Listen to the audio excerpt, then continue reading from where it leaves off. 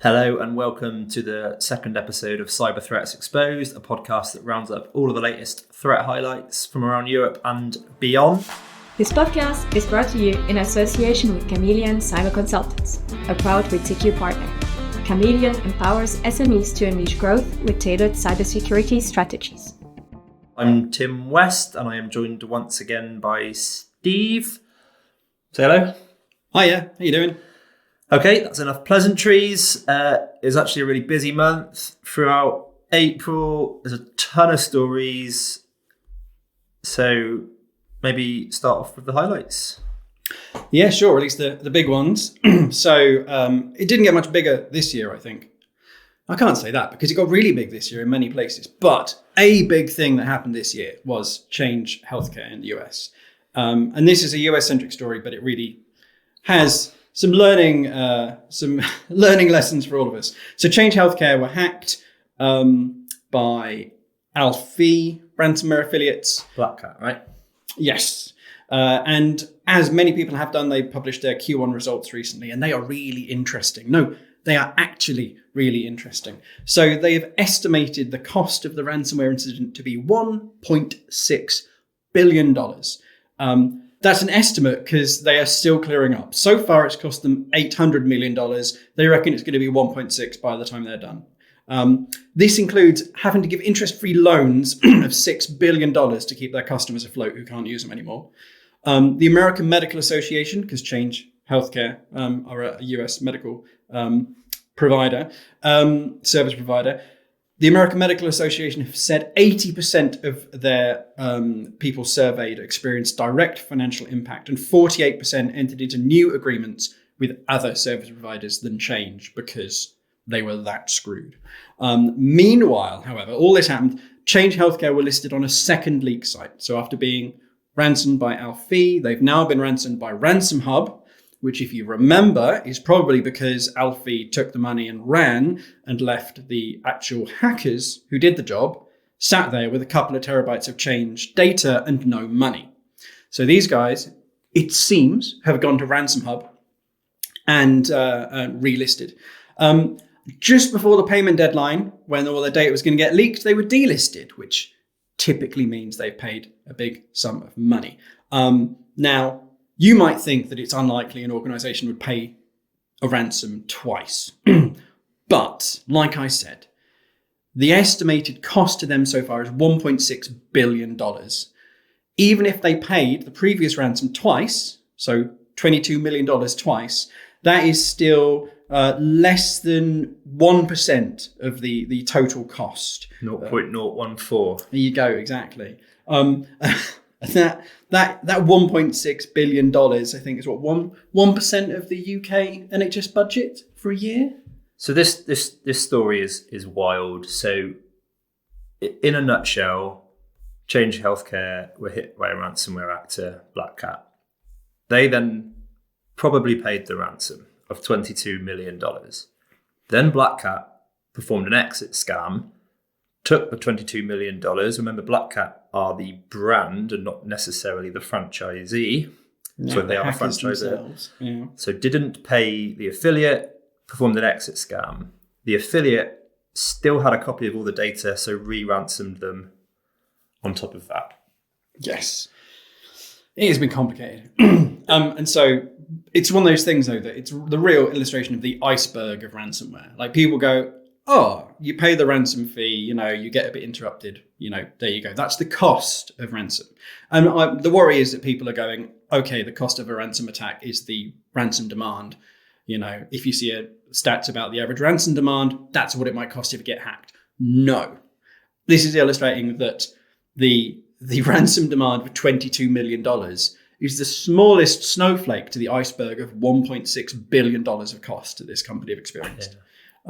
So that's kind of the key takeaway here is it's hugely expensive, and it is so much cheaper to invest in security and not get completely done over than it is to recover from one of these incidents. I'd love a representative from the cyber insurance industry to kind of talk through this, because $1.6 billion is almost certainly not going to be covered, whereas the $22 million ransom or 0.014% of the actual cost, maybe. Yes. I think this is so interesting, this story. I think one is, again, you can't necessarily trust the ransomware actor because part of this payment would have been to delete all traces of the data that they held, and that didn't happen, which enabled them to get ransomed again. So stop the press. You can't trust extortionists. The second thing is that I don't want to kind of open this can of worms of should you pay or shouldn't you pay, because it's a really nuanced topic. But to me, this story has arguments for both, right? If you've got a 1% chance, or what percent chance do you think you would need to pay 0.014 of the total costs to recover? You might decide that 0.014% of total costs is an acceptable cost to roll dice even with poor odds. And on the other hand, you've got the argument against paying, which is you cannot guarantee what the ransomware actor is going to do, whether they're going to keep their word. In fact, you can pretty much guarantee they won't. Yeah, exactly. But in this case, Change has said that the data contained a PII of a substantial proportion of the US population. Yeah. So you can see why they'd be motivated to stop it getting out even after all of this. Okay, let's move on. We've rambled a bit there, Yeah. but we can always come back. So next up, and I love my title for this one, so I'm going to say it out loud. Oh, how the MITRE have fallen. MITRE and CISA have both disclosed of anti-ICS compromises. Now, in the case of MITRE, they've said that they had an unclassified R&D network compromised, and that was in fact prior to the initial zero-day disclosure. And they've committed to publishing as much information about that as they can, which is great. We'd love to see that kind of transparency, and we have had a bit more info coming out from them over time. CISA, they were also compromised, and it was in fact a tool used for assessing the security of critical national infrastructure that was compromised, and apparently saw the theft of data belonging to 100,000 individuals. And we can guess that 100,000 individuals were all involved in critical national infrastructure. So that's kind of bad. But it might explain some of the interaction between CISA and Ivanti, the very public interaction that we covered previously. Yeah. First of all, great headline. I don't think MITRE have necessarily fallen, but I can see where he went with the for the quip more so than the literal definition. I think the MITRE as an organisation's response has been brilliant. To be honest, just the transparency, it kind of really helps everybody. I think there's even been examples of transparency post compromising actually helping an organisation's or share price at the end of the day. Not fall by the level it would, or even kind of recover or raise. I don't actually know whether MITRE is a publicly traded company. They are not. They are a charitable body that manages US research funding. Okay, I googled them. Good. You're doing your research more than I am. But yeah, I think the transparency then is only a good thing, frankly. For the organisation, and again, the fact that this could happen to anybody, yes, is a really strident point. Yes, and speaking of people it could happen to, I accidentally said Microsoft instead of MITRE. This might be why. Yeah. So CISA's Cyber Safety Review Board have published their investigation into the 2023 Exchange Online compromise. This is where Microsoft's Exchange Online cloud email service was compromised by Chinese Nexus, as we say, attackers, and they exfiltrated huge numbers of US government emails. Now, the review is pretty damning. They have stated, and these are direct quotes because I don't want to be kind of colouring this too much with my opinion, but they have stated that Storm 0558, the name of the actor, or the name given to the actor, was able to succeed because of a cascade of security failures at Microsoft. Microsoft's security culture was inadequate and requires an overhaul, and the board, meaning the review board, identified a series of Microsoft operational and strategic decisions that collectively point to a corporate culture that deprioritized both enterprise security investment and rigorous risk management.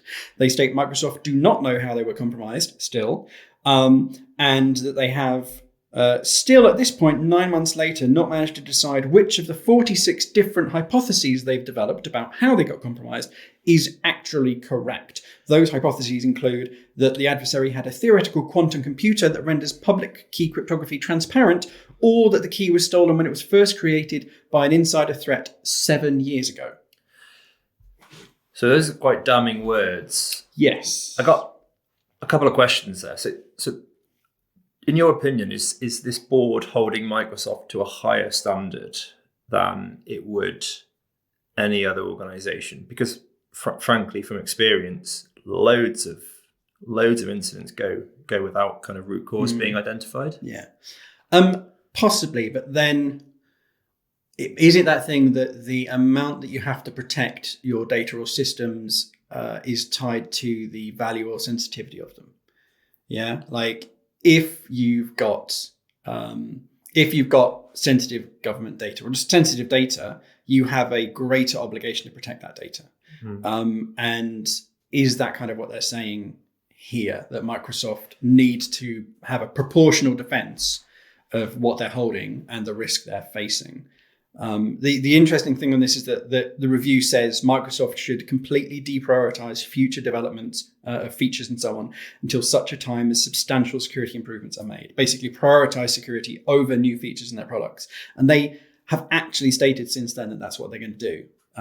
So we'll see how that goes. But that's great news, I think. It is. It's really good news. At the time, before they'd said they were going to do that, I did think that, even if they were going to try and do that, it's a huge challenge. Like, the organization of Microsoft is 50 times the size of CISA themselves, who are a really big US, cyber department.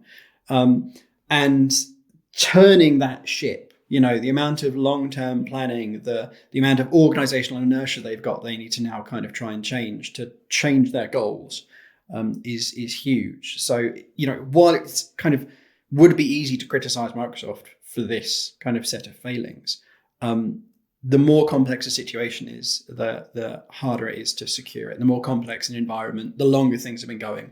And there's code in Microsoft, operating systems that goes back decades. Yeah. Yeah, and if your hypotheses include actors that can run and operate quantum computers to break public key cryptography, is a cascade of security failures even necessary? Because there is that analogy of car thief versus an assassin, whereas one is opportunistic and one is going to try every which way to get you. And people talk about, I'm not sure I like the analogy, but the Swiss cheese of security, which means you kind of have to hop through different holes and in a defense in depth layer to penetrate through the entirety of the wheel of cheese, I suppose. The wheel of security. The wheel of security. Steve, tell us about ransomware. So we've had a reasonable amount of goings on this month. We've had a bit of a decline in the numbers, so only about a 5% drop. It's a 5% drop compared to last month. It's an 8% increase compared to this time last year, and 40% up on this time in 2022. Q2 does generally give us a bit of a drop, a bit of a decrease. But kind of the interesting thing, which is maybe leading to this decrease, is that Lockbit's numbers have halved yet again.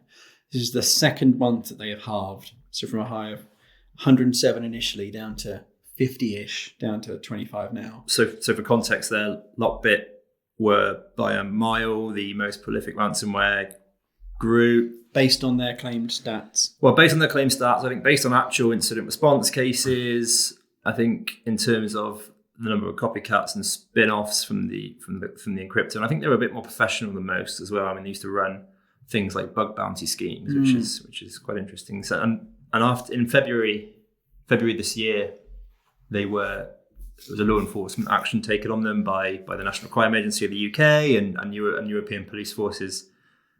Frankly, really embarrassed Lockbit, and we've been enjoying the kind of fallout ever since, I guess. Very satisfying. Good to see. And indeed, there's been a bit more of that in this month that we won't necessarily touch on. We'll save it for next month.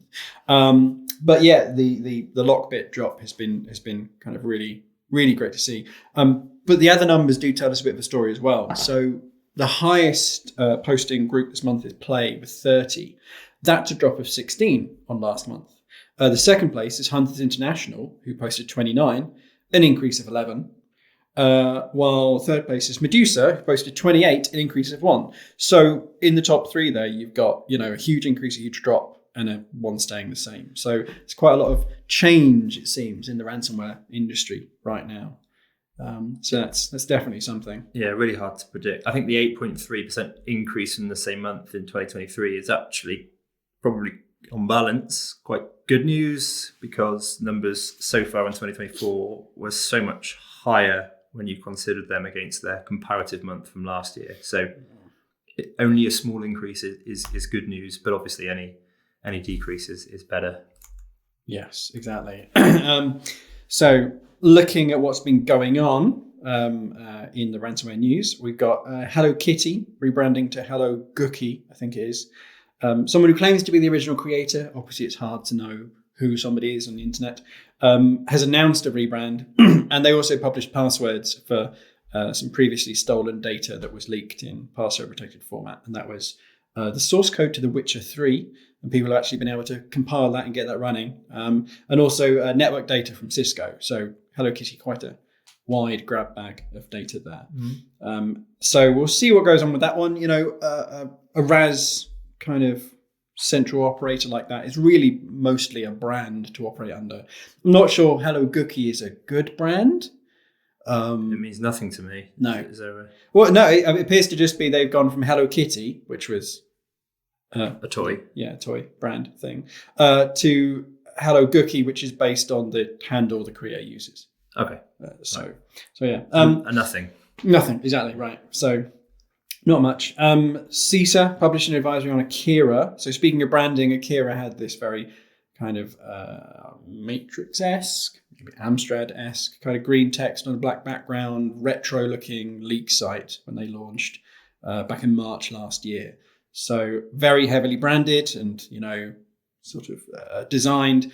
And it kind of also, we got the feeling that they may have been a rebrand or, existing actors. Yeah, it's worth noting, I guess CISA don't really publish on anything unless there's a kind of reason to. So Akira are quite new, but they are pretty prominent. They're never actually top of the tables when it comes to victims posted. But again, that might mean that they successfully extort and don't need to. We know they're really busy compromising certain types of firewall devices over the last few years. So Akira are certainly one of the more capable ransomware affiliations, I would suggest. Yeah, and the numbers that CISA put out, they're aware of, were that they have, in the 9 months that they were active from March to January of this year, they impacted over 250 organizations and took around $42 million in ransom during that time, which is some pretty impressive numbers for what is allegedly a new group. And then we've got a few others. So a hosting company in Peru was compromised. That's, what's it called? IX Metro Power Host. Just trips off the tongue. Now they had their ESXi servers encrypted by SEXi ransomware, so named because they target ESXi servers. This is the second hosting company who've had their ESXi servers encrypted in a big, widely impacting incident this year. The first being, I believe, Chito Yuri. My pronunciation's terrible, I know. But in this case, the attackers have demanded 2 Bitcoins per hosting customer whose data was encrypted. This unfortunately adds up to $140 million, which PowerHost have said that they can't pay. They don't have it. Is this the first time we've seen a ransom demand based on, not on revenue, but on customers? It's the first I'm aware of. So it's not... There have been people who've tried to individually extort individuals or customers of an organization that's been hacked. But this demand has gone to the hacked organization, but is based on their customer volume. That supply chain issue again. Exactly, yeah. And there's also been some stats out this month where Coveware have said in their statistics for Q1 of 2024, they've seen that only 28% of ransom demands are paid, a 1% drop on the previous quarter. That there is a 32% decrease in the average ransom payment, but a 25% increase in the median payment, which, if I understand correctly, means that there are fewer very high outliers, which would drag the average up. But the most common amount that's being paid is increasing. So, lots of slightly higher payments being made, fewer very high payments. It's kind of interesting. Well, that kind of aligns as well with some of the research that I've done on the ransomware victimology, and I think we're going to publish this at some point in the future, but looking at a slight turn away from maybe the very, very large organizations being targeted into kind of more small to medium-sized enterprises, which might kind of marry up with that takeaway, and that the median payment is kind of increasing, but the average isn't getting skewed so much by the whales at one side of the payment spectrum. Exactly, up at the extreme high end. Yeah. I think we should also kind of mention new groups this month. So there's seven new observed leak sites. Now this is kind of relevant and something we're tracking because obviously following any takedown or law enforcement action or disbanding or rebranding, what normally happens is not a lot of ransomware actors actually exit the field. They just kind of move to different ransomware brands, or they start their own. And larger kind of collections will shatter into a few smaller ones. So there's a few that kind of came up last month. Quilong, DNon, Dark Vault, Embargo. I can't pronounce this one. Yeah, you go for it. Iralig News? Yeah, Iralig News. They tried to give themselves an APT designation. That's Advanced Persistent Threat, but nobody's really falling for that. Space Bears. And Apos Security, I think probably of interest. Space Bears there is possibly related to Phobos ransomware, or one of the variants of Phobos. And Quilong seems to have a heavily targeting of Brazil, but they're brand new, so we won't draw too much conclusions from them. Yeah, and a lot of the ones that they 5 out of 6, I think, were 6 were Brazil, 5 out of 6 were small medical practices in Brazil. So whenever you see that, there is always that possibility of have they got a seam of vulnerabilities they're working? Are they not targeting that geography, but instead targeting a vulnerability or a particular software that they've discovered? Okay, let's move on from the ransomware piece, but that's certainly really interesting. It's constantly changing. What have we seen in our data, Steve? In our data? Yeah. Are we going to threat data highlights already? That's what's next on my list. Oh, there we go. All right, cool. So what have we seen in our data? Let me tap through and see. So we've seen some big increases in, a really big increase in a historic Visual Basic Scripting exploit. This is kind of a malicious document macro. It's gone from 1 detection last month to 5,500 detections this month. So something fishy is going on there. Campaign. Exactly. There's been a few more increases in those kind of Office vulnerabilities and so on. We've also had a huge drop on the other side in our detections of a Java 6 remote code execution. And 2 other Java vulnerabilities have both dropped significantly, although not by the massive numbers that has. I think it's gone down from like 9,000 or so to almost nothing, really. Okay, drops is good. It's nice. It's good to see. We've had some big increases in the XZ util backdoor vulnerability. Once again, it's probably most likely due to people being interested and putting it up on VirusTotal. We've got a bunch of Windows vulnerabilities and so on, which aren't super interesting. It's just some ups and downs going on. And we've also had some detections of the new Palo Alto PanOS Global Protect remote code execution vulnerability. So that's kind of landed smack in the middle of our, increasing detections graph, which is interesting. It's a kind of an ongoing thing. And obviously, it's quite significant to the enterprises who are using that vulnerable software. No surprises, really. I mean, in the industry, we've been kind of dealing with this PAN-OS vulnerability for a while now. Since last month, it's really significant, frankly. Yep. So, do you have anything else interesting going on? Let's see. You don't have to search too hard if we haven't. Well, so there was one interesting thing, which was a Huawei router vulnerability. So it's an unauthenticated remote code execution vulnerability. It increased last month in numbers, and it's doubled again this month. So it's hit 16,000 detections in Virus Total kind of all-time CVEs. So this is kind of the most detected and the fastest growing CVE in that VT data this month. And that's interesting because we're able to kind of dig in, have a look at where it had been submitted from. And that geo data isn't available for everything, but where it is, it shows a big recent spike in submissions from Japan, which implies that people being targeted are in Japan, or at least the people researching it are in Japan. But whereas you might go, Japan, there's lots of people who like hacking Japan, because there are lots of people who like hacking Japan. If you sort that by, submission percentage, it goes Japan, the US, China, France, Turkey, Canada. It starts going a bit all over the place. It doesn't align with any kind of single geopolitical event that I can think of off the top of my head.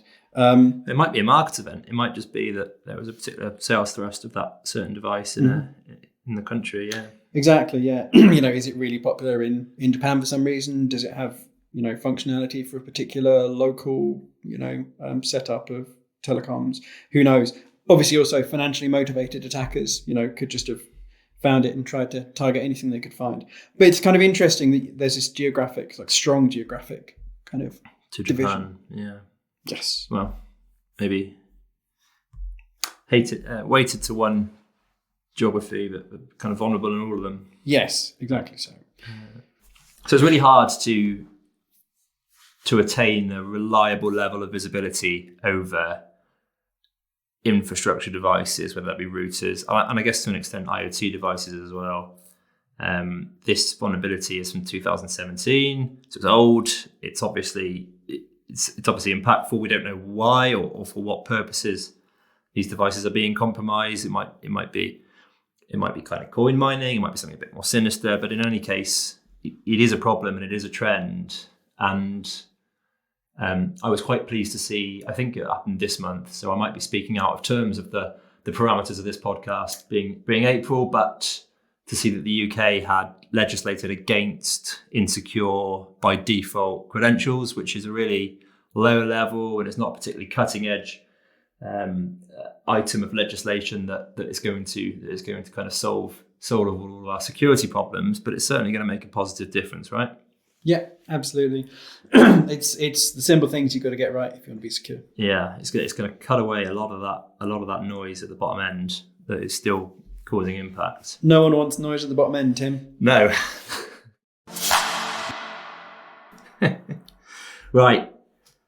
So I was listening back to this podcast for the first one we did last month, and I mentioned in it that I wanted a kind of post-production timer to go over your kind of news in brief. Cheers for that. Well, I heard it, and I let me tell you, Steve, what a rush! I've never felt power like it. So I'm hoping we can do it again and adopt the same approach when we look at the news in brief. So I think you've got 2 minutes, and I'm going to be timing 3. You ready? No, wait. Yeah. 3, 2, 1, go. Okay, news in brief. So we have Mandiant observed increased targeting of edge devices and infrastructure for espionage, which is definitely happening. It's interesting to see espionage coming up on that one. We also have Crush FTP, a 0-day underactive exploitation. This is a managed file transfer service, much like Move It and Go Anywhere MFT. And so we hesitate to say this could be the new Move It, but it has potential. Vanishing GitHub comments are being abused for malware hosting. Turns out if you comment on a GitHub repo, you can upload a file. When you upload the file, it is uploaded to GitHub's CDN under a URL that mirrors the repo. Even if you don't post your comment, if you discard the draft, if you delete it after it's posted, the file remains and can be publicly accessed by anybody and looks totally benign even when it's not. And we know about this because bad people are using it to post bad stuff. Espionage actors are compromising Cisco ASAs, still more, so on and so forth. It's been going on since July 2023 and was only just patched in March and April this year. So that's a good 6 to 9 months of 0 day, which ain't no good. There is the first find of a likely LLM generated malware dropper. It's just a PowerShell dropper. It's not really special, but it's very distinctive because it's got those verbose comments that LLM generated code puts in. The phishing as a service provider LabHost has been taken down by law enforcement. This is a good thing as LabHost are allowing general random actors who paid them $250-ish a month to get access to some advanced attacker in the middle services. They use this to steal 1 million passwords, 64,000 pins, 480,000 credit cards, and do a lot of bad stuff. And we have JetBrains, who we mentioned last time, have fixed 26 security problems. I phrase it like that because that's how they phrased it. 26 security problems have been fixed. The head of security there states this is because most problems relate to upstream libraries that are not relevant or exploitable in Team City. If they're not relevant or exploitable, what are they? And surely you could tell us a little bit more. Feels like it's a response to the Rapid7 JetBrains argument previously. Surely there's a better middle ground than this. And I think that's it. I think good job, Steve. That was bang on 2 minutes. There was definitely timing. Cheers. One thing I'd quite like to drill into actually is your story on threat actor implementing a large language model generated dropper. Yes. Because I think that's really topical at the moment, and there's a lot of thought leadership and musings and comments from various experts around how AI and large language model is going to upend the world. But really, kind of, what are your thoughts on the here and now and how it's kind of being seen in the landscape? So it really seems like that currently AI, LLMs aren't some kind of cyber super weapon, but that they're giving this real huge efficiency boost. And obviously, the last thing that we want is an efficient threat actor. And we're seeing that it's kind of a mirror of what's happening for people who are not malicious actors. It's just making it a bit easier to do certain things at volume. Yeah. And I think that's what we're seeing here. They can create a new different dropper just by, typing the same prompt back into whatever LLM generated it. Yeah. So the very same benefits that it has for our software engineers, it has for exploit engineers as well. And there was a story this month around ChatGPT creating exploits for vulnerabilities based on those advisories. So it's ultimately reverse engineering a security advisory and generating an exploit. Yeah, and that was with an 87% success rate as well. And it's not a trivial thing to write exploits. To become an exploit developer is something that isn't available or wasn't available to the masses. It was reserved for the kind of more capable end of the blue or the red teams, I guess. Yeah, it's a real specialization, and I'm not saying that because it's something I can do, but because it's something I can't. Well, you can, maybe now. Well, maybe now I can. If you pay your $19.99 to ChatGPT. Mm-hmm. But I think it's really significant. And just to be clear, we're saying ChatGPT because they tested others and they couldn't do it. But the latest version of ChatGPT could. It's not some advert here. I see. Yeah. Right. Okay. Good. So I think our final story, and in no particular order, was I think what Mandiant referred to as the graduation to APT 44. Now that is a designation of an advanced persistent threat from a lot of unclassified activity that they've seen, and the threat was kind of ubiquitously referred to as sandworm. They've decided now to call that APT 44 on the very same day that graduation was released, and they released their rationale and their workings. We at WithSecure released a malware analysis report on a toolkit part of Sandworm APT44 called Kopeka. Do you want to kind of cover this, Steve? Anything you want to? It was an excellent piece of research by our friend Kazem, and it's a real good technical analysis of this backdoor and of the connections to the Sandworm group. Because when you're dealing with this kind of APT group, you have to be kind of lucky to be able to go, look, this is exactly them doing exactly this thing that we've exactly seen. But there's a whole load of overlaps and correlations. And it's that thing of, if you've got one strong link between, a group and a tool or whatever, great. But if you've got multiple, weaker links, you add them all together and it does make for a very strong argument. And that is what we think we've got here. And it's really interesting to see all of those little links that Kazem's been able to pull out through really pulling apart that code and looking at what Sandworm, now APT44, have done previously. So in the space of about 48 hours, there was publications from Mandiant, from WithSecure, and from the Ukrainian CERT, all surrounding implants and malware samples and events from what was a intrusion set or a threat actor known as Sandworm, that is now referred to as APT44 in some circles. This is Russian military intelligence, GRU. Mandiant think they're suitably different from APT28, who are also Russian military intelligence in the GRU, to warrant them being designated separately. One thing is for sure, though, they are kind of targeting a lot of companies in Eastern Europe, particularly Ukraine. We detected evidence of their backdoor in Estonia. That's also been seen around kind of Poland, I think logistics companies. So despite the fact that they are kind of military intelligence organization, they're not necessarily sticking to military targets, right? So they are targeting civilian organizations and logistics in companies that they perceive to be hostile to them. They're quite brash and bold with their targeting, I think particularly because the high level of tensions between the West and Russia, and the fact that they are targeting civilian organizations in countries that, while are probably anti-Russia, aren't necessarily involved in the conflict in Ukraine. So it's really topical for those people in those areas of Europe, and really important. And it's not enough to kind of hope and pray that you're below the parapet because you're not involved directly in the war in Ukraine. If you're kind of satellite organization in that kind of area of Europe, it's really important to note that this is a pretty capable threat, and they have at least some level of intent towards you. Yep. Okay, and I think that kind of brings us to a close for the month. It was a really busy one. Hectic, yeah. Cool. This podcast was brought to you in association with Chameleon Cyber Consultants. For more information on tailored cybersecurity strategies, visit chameleoncyberconsultants.com. I've had some friends kind of reading or listening to this podcast. I think they kind of want to be supportive. My friends outside of the realm of cybersecurity, so they're uninitiated, so perhaps don't necessarily understand some of the acronyms or the terminology or the phraseology we use quite right.